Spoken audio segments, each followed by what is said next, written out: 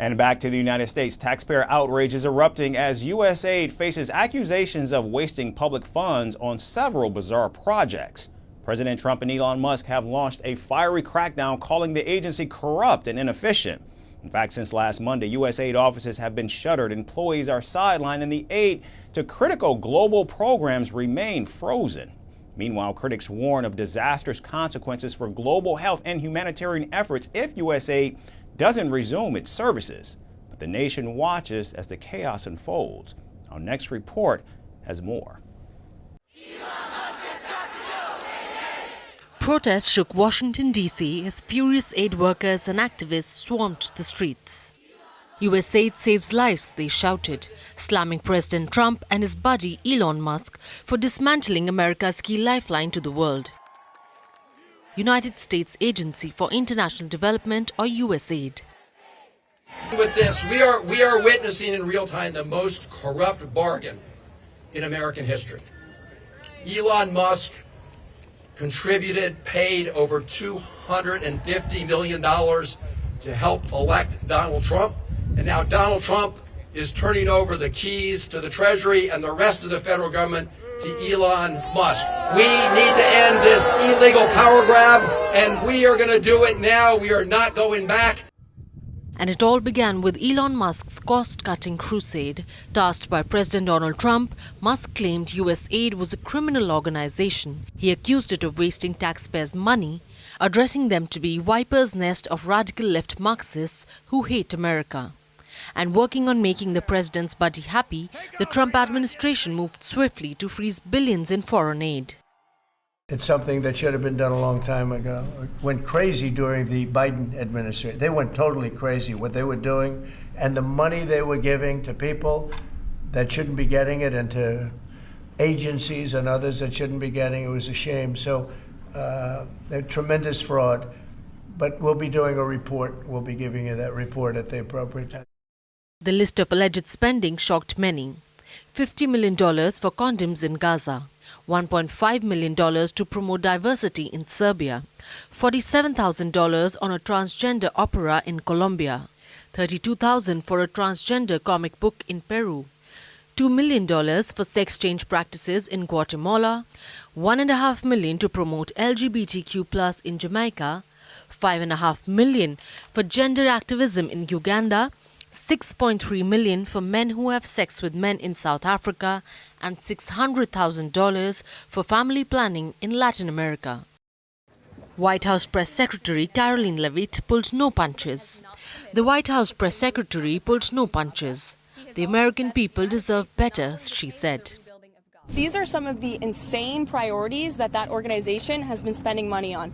$1.5 million to advance DEI in Serbia's workplaces, $70,000 for a production of a DEI musical in Ireland, $47,000 for a transgender opera in Colombia, $32,000 for a transgender comic book in Peru. I don't know about you, but as an American taxpayer, I don't want my dollars going towards this crap, and I know the American people don't either, and that's exactly what Elon Musk has been tasked by President Trump to do. In fiscal year 2023, USAID managed more than $40 billion in combined appropriations. And in the same year, USAID provided assistance to about 130 countries, of which the top recipients were Ukraine, Ethiopia, Jordan, Congo, Somalia, Yemen, Afghanistan, Nigeria, South Sudan, and Syria. Now, even though the naysayers will complain that the United States spends less than 1% of its budget on foreign assistance, the Republicans were quick to bite. Kimberly Classic, who is a former GOP congressional nominee taking a dig at suffering countries, said, "It is time America will step back from being a sugar daddy for other countries." MAGA Representative Mike Collins, taking a jibe at USAID expenditures, joked that he got laid off and was in charge of making the Taliban trance. Sean Hendricks, who works with Mr. Beast, was also not far behind to cut USAID spending down to size. He declared that the aid funding could be the single greatest government corruption story of all time. And last but not the least, American author Ryan James Kidusky, pointing to less informed Americans, made a very valid point.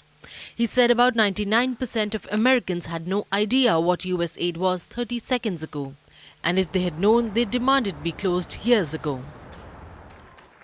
Now, after the USAID office was shut this Monday, workers were logged out of their emails and phones. Many feared for their jobs. And I was sold on the freedoms of America, but after 37 years here, I realized that the freedoms that I was sold on are no longer, especially within the last few days, it has been going away at warp speed.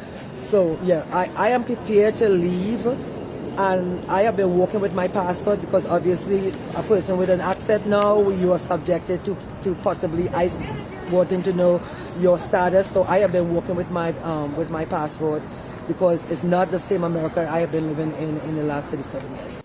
Then Secretary of State Marco Rubio stepped in. He boldly claimed to become the acting USAID director, and he promised change. I'm the acting director of USAID. I've delegated that authority to someone, but I stay in touch with him. And so the functions of USAID, there are a lot of functions of USAID that are going to continue, that are going to be part of American foreign policy, but it has to be aligned with American foreign policy. And this is not my frustration. This frustration has existed now for almost a quarter century, and multiple administrations that have gone through this challenge. It's going to stop and it's going to end. Though it is not clear what the Trump administration's timing for the next steps might be, but with protesters raging and billions on hold, America's reputation hangs by a thread. Will USAID rise again, or is this the beginning of its end?